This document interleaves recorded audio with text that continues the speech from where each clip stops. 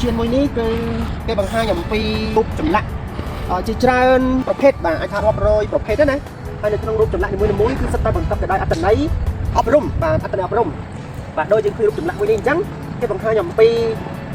the family បាទគឺគ្រួសាររបស់គេណាគឺ remembering the years គឺការចងចាំនៅឆ្នាំកន្លងផុតទៅដែលយើងនឹងគ្រួសាររបស់យើងនឹងគឺធ្លាប់ឆ្លងកាត់ពេលវេលាដ៏លំបាកពេលវេលាដែលមានសុភមង្គលជាមួយគ្នាអីអញ្ចឹងណាទោះបីជាយ៉ាងណាក៏ដោយបាទពេលវេលាទាំងសប្បាយទាំងពិបាកហ្នឹងគឺគ្រួសារនីមួយៗគឺនៅតែនៅជាមួយគ្នាបាទគឺនៅតែជួយគ្នាទៅវិញទៅមកបាទទំនុកបំរុងគ្នាទៅវិញទៅមកបាទអញ្ចឹងរូបចម្លាក់នីមួយៗគឺស្ដែងឲ្យឃើញពីសារអប់រំជាច្រើនទៅដល់ប្រជាជនទូទៅក៏ដូចជាយុវជនជំនាន់ក្រោយណាបងប្អូន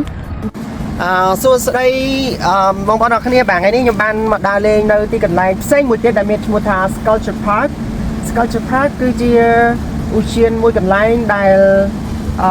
មានរូបសំណាកជាច្រើនផ្សេងគ្នាហើយក៏ដូចជាមានព្រៃឈើដែលមានពណ៌ស្រស់ស្អាតមែនទែនបាទអញ្ចឹងបងប្អូនអាចមើលនៅ background ត្រួសសិនបាទតិចទៀតខ្ញុំនឹងនាំបងប្អូនអរគ្នាដើម្បីមើលទេសភាពនៅជុំវិញ Sculpture Park នេះបាទជាមួយនេះគឺត្រូវបានបើកឲ្យសាធារណជនចូលទស្សនាចាប់ពីម៉ោង6ដល់ម៉ោង10យប់បាទដល់ម៉ោង10យប់អញ្ចឹងគឺជាឧទ្យានមួយដែលធម្មជាតិហើយស្រស់ស្អាតមែនទែនបាទ So would you like to say anything about Sculpture Park? Well, this is a park located near Greeley and near Denver. It's such a beautiful place. We've been told we can find many sculptures. Yeah, so this is gonna be fun and interesting. Yeah. Okay, let's enjoy it.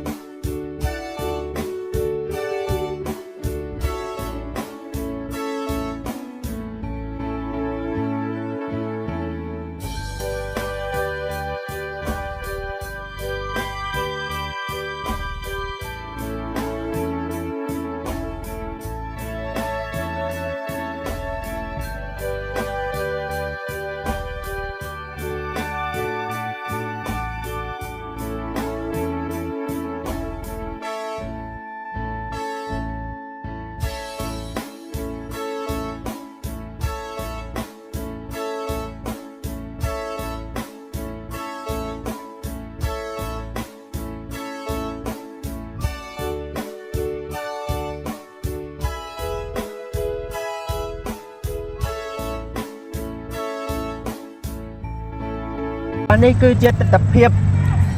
នៅខាងក្រោយខ្ញុំបាទមើលទៅគឺចម្រុះពណ៌ស្អាតមែនតែនបាទហើយមានអារម្មណ៍ថាគឺស្រស់ស្រាយអារម្មណ៍ហ្មងណាបាទដោយសារថាអាកាសធាតុត្រជាក់ហើយយើងបានមកឃើញនៅទេសភាពដ៏ស្រស់បំព្រងបាទគឺដើមឈើទាំងអស់មានពណ៌លឿងពណ៌ស្វាយពណ៌ក្រហមអីចឹងណាពណ៌ខៀវអីចឹងណាចឹងធ្វើឲ្យអារម្មណ៍របស់យើងហ្នឹងគឺស្រស់ស្រាយមែនតែនបាទចឹងមានអារម្មណ៍ថាវាដូចជាឧទ្យាន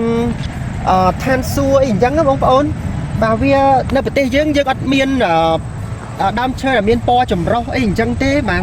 ហើយក៏មិនសូវមានសួនឧទ្យានអីច្រើនដែរនៅក្នុងទីក្រុងក៏ដូចជានៅតាមបណ្ដាខេត្តដែរណាអញ្ចឹងនៅពេលដែលខ្ញុំបានមកដល់បានលេងទៅនេះគឺមានអារម្មណ៍ថាស្រស់ស្រាយអារម្មណ៍ហើយនឹងគឺត្រជាក់ចិត្តត្រជាក់កាយមែនតើបាទហើយអារម្មណ៍ដែលយើង stress ក៏ដូចជាតបប្រមល់នៅក្នុងការសិក្សាក៏ដូចជានៅក្នុងការនឹករលឹកទៅដល់ស្រុកកំណើតហ្នឹងក៏វាបានរំសាយខ្លះដែរបងប្អូនមានអារម្មណ៍ថាអស្ចារ្យមែនតើបាទនៅទីនេះអញ្ចឹងចាំតិចទៀតយើងនឹងមើលទីកន្លែងផ្សេងទៀតណាបងប្អូនបាទ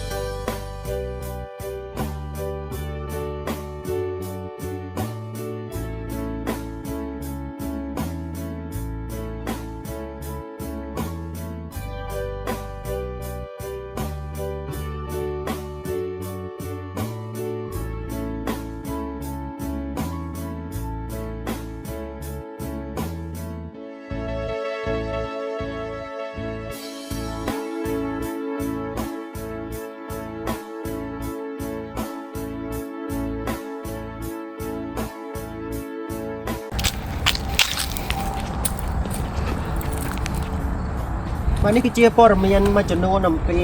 ឧទ្យានមួយនេះបាទ so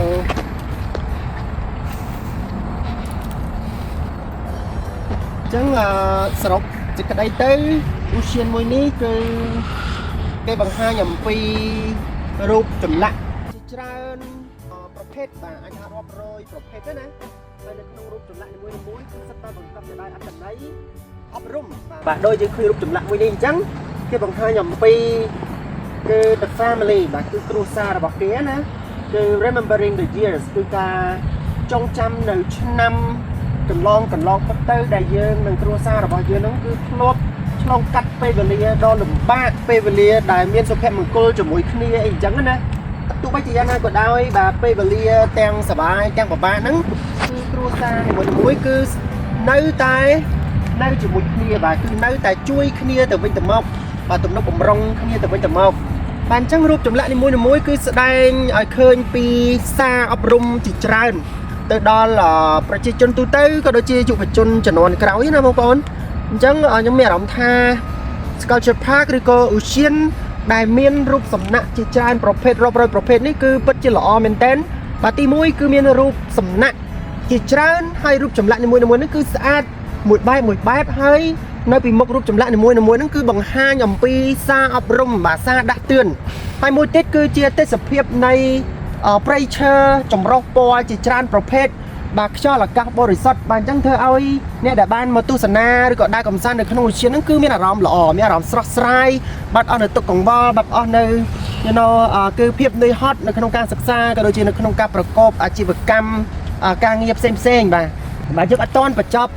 ការដើរកម្សាន្តនៅក្នុងឧទ្យាននេះនៅឡើយទេប៉ុន្តែខ្ញុំឆ្លៀតពេលដើម្បីរៀបរាប់ប្រាប់អ្នកទាំងអស់គ្នាត្រួសអំពីទស្សនវិជ្ជាក៏ដូចជាអត្ថន័យនៅក្នុង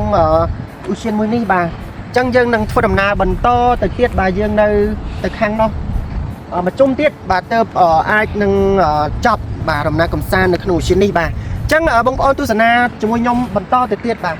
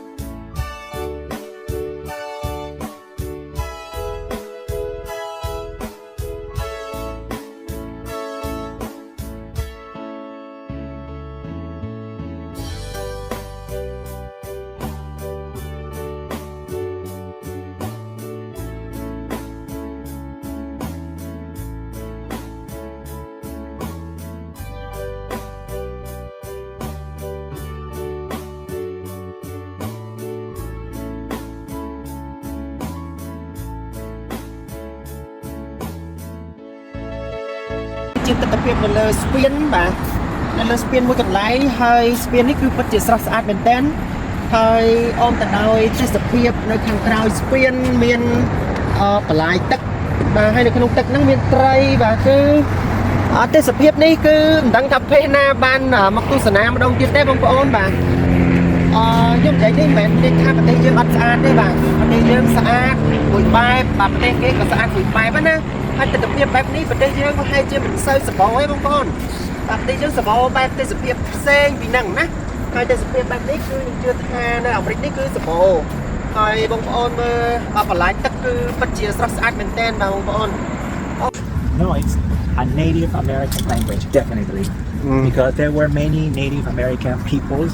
before the European came to this area. Yeah.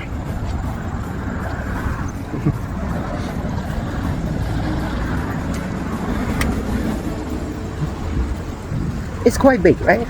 It's enormous. Yeah. Yes. I think Commander is waiting for us or what? I don't know, but just go around first, right? Yes.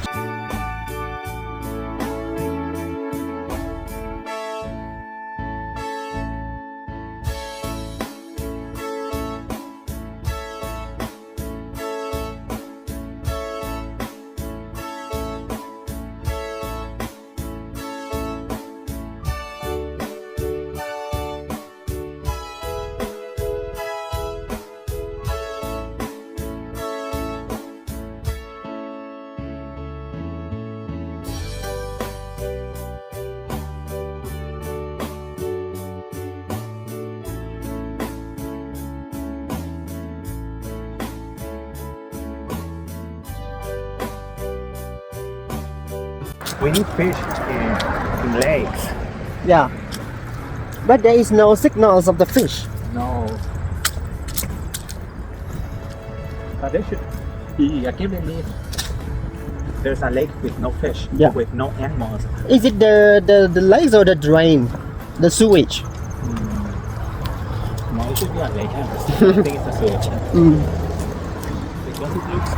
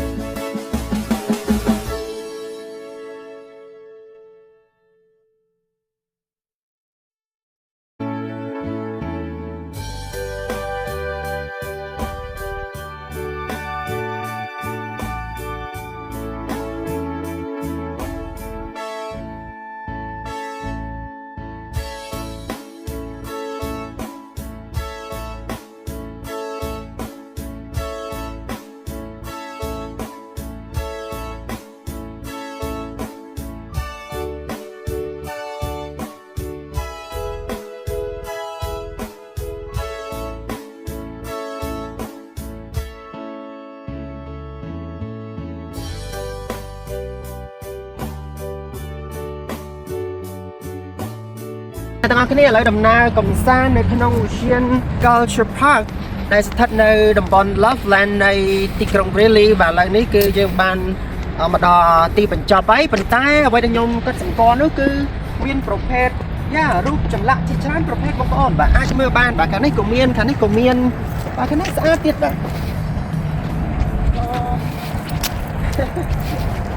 នេះគឺជារូបចម្លាក់បាទគឺស្អីទេបាទគឺអាចជាឬក៏សត្វបាទបងប្អូនមើលទៅគឺជាសត្វជ្រូកបាទពេលមើលដូចជាមនុស្សបាទចឹងខ្ញុំអត់ដឹងដែរទេប៉ុន្តែស្អាតមកបែបបងប្អូនអញ្ចឹងយើងធ្វើដំណើរបន្តិចទៀតដើម្បីបញ្ចប់ដំណើរកម្សាន្តរបស់យើងបាទលើក្នុងឧទ្យាននេះណាអញ្ចឹងបងប្អូនបើសិនជាបានមកលេងទីក្រុង Greeley នៃរដ្ឋ Colorado បងប្អូនកុំភ្លេចមកទស្សនាឧទ្យាន Culture Park នេះបាទ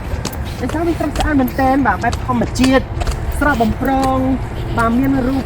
ចម្លាក់ជាច្រើនរាប់រយរូបចម្លាក់បាទដែលបង្ហាញអំពីខ្លឹមសារអប់រំបាទជាច្រើនផងដែរបាទអញ្ចឹងពិតជាមានអារម្មណ៍ថាស្រស់ស្រាយសប្បាយចិត្តនឹងបញ្ចប់ដំណើរទស្សនកិច្ចរបស់យើងប៉ុណ្ណេះទាំងអស់គ្នាបាទអញ្ចឹងសូមបងប្អូនកុំភ្លេចជួយ Subscribe តាមដានវីដេអូរបស់ខ្ញុំបន្តទៀតផងបាទអញ្ចឹងសូមអរគុណ